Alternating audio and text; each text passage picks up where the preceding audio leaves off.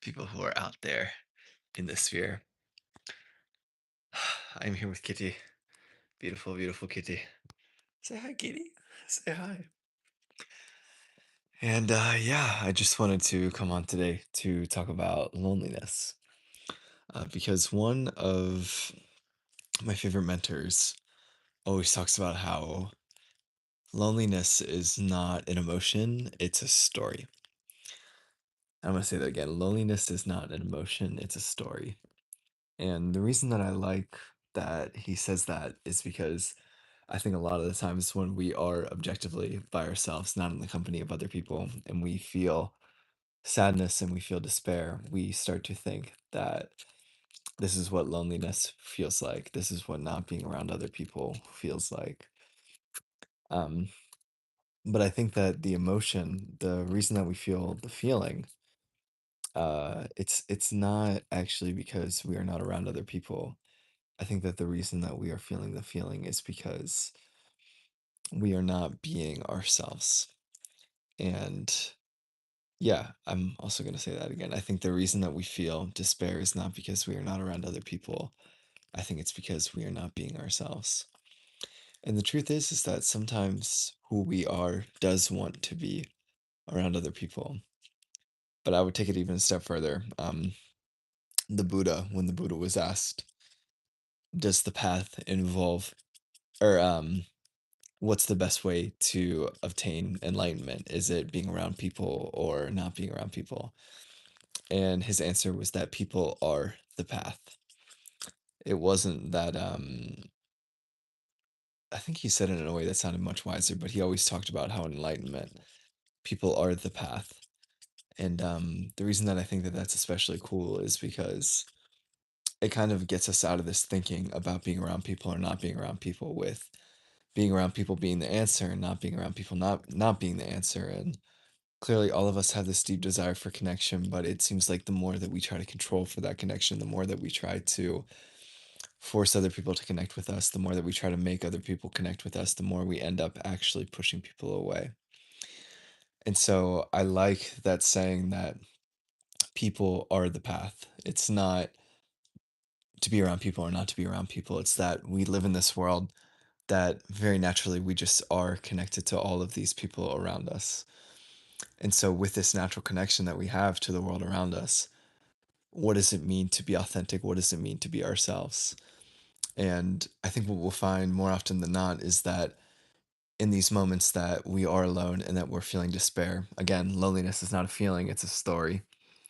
In these moments that we're feeling the despair, if we take the time to honor the despair, maybe it's there because there are aspects of our life where we aren't actually showing up authentically. And that authenticity could be doing the things that used to bring us so much joy as a kid. It could be doing things that bring us joy now. It could be allowing ourselves just to feel sad and like to grieve something that's past, to not allow old dying away to get in the way of us stepping into something new. Um, because yeah, I think that the answer to this story that we create around our despair of being alone is actually just to be authentic. Because I think what we'll find more often than not, it's like with our animals. Like people want to be around us. They want to be spending time with us. Every single one of us is one of one.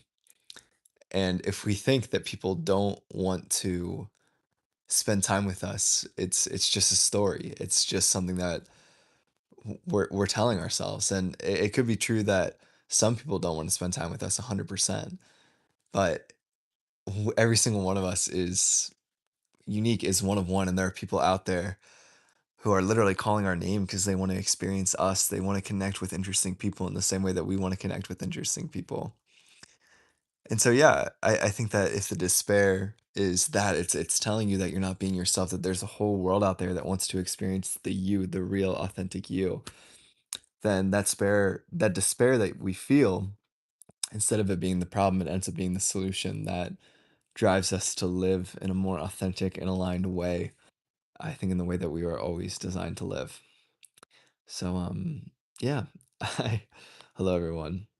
Um, Laura, thanks. Thank you very much. But yeah, guys, I think I'm gonna leave it there. Actually, yeah, unless you guys have any questions, if any of you guys were tuned into what I was actually saying.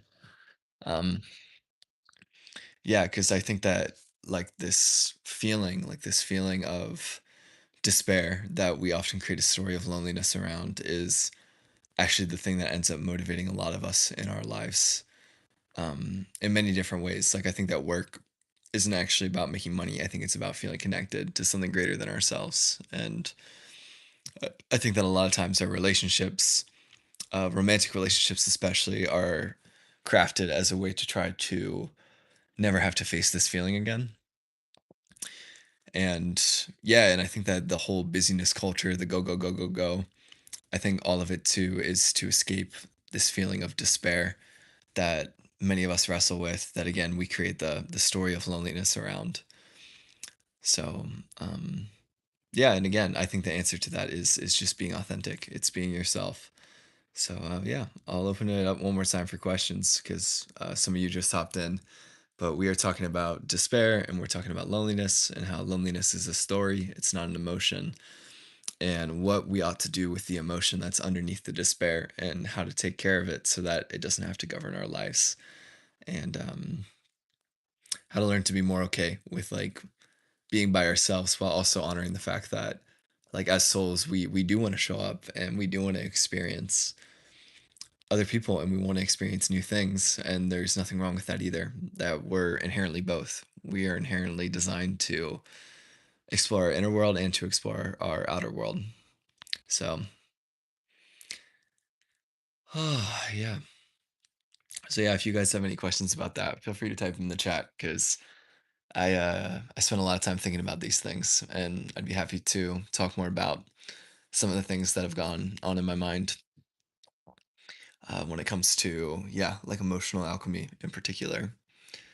Um, I think one of the things I feel called to talk about actually is how to like be kind to ourselves when we're experiencing emotions that are hard to experience.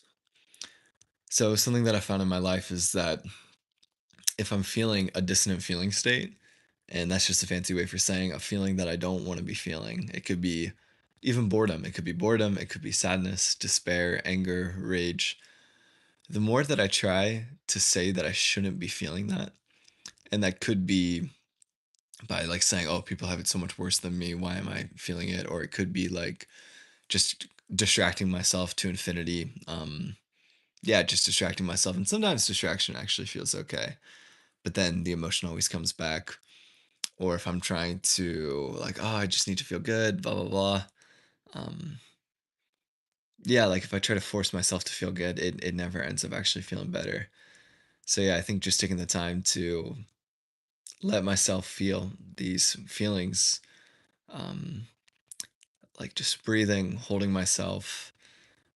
Even like if I do some creative writing, I can invite the negative emotions to write with me, or I could eat some food and I could just take a few deep breaths and just honor that I'm feeling a really really dense emotion right now, and it's really really hard, and I know it won't last forever. And right now, this is what I'm experiencing, and giving myself space to cry, to write about it, like giving myself avenues to express it. And I also think it's especially potent to separate out the stories that we tell ourselves from the emotions that we're feeling.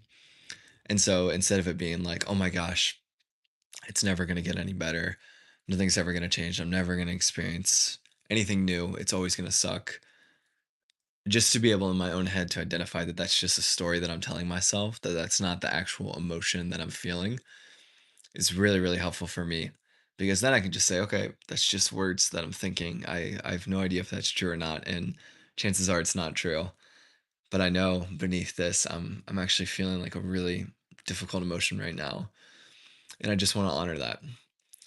And a lot of times it's like the best ways to honor it. Like, you know what? I'm just gonna watch TV, or I'm just gonna have a lazy day, or I think I'm just gonna go outside, go for a walk, and leave my phone, or I'm gonna call a friend, or I'm gonna listen to music, or do some reading. Or one of my favorites is I have like this little massager, like a shoulder massager, and sometimes I'll just watch TV, do the shoulder massager. But yeah, any way that you can find to just like honor that you're a human being who experiences many different emotions, and Oh, it's just so okay to feel sad sometimes, and it's so okay to feel upset, and to not fight it, just to let it be, and I feel like once I can really start to like feel the feeling and honor it, the stories just begin to disappear. Like this idea that, oh, it's never gonna get any better, or oh, I'm just screwed. Like I'm just screwed. Um, yeah, it just slowly starts to feel more clear as I start to be kind to myself. So, oh yeah.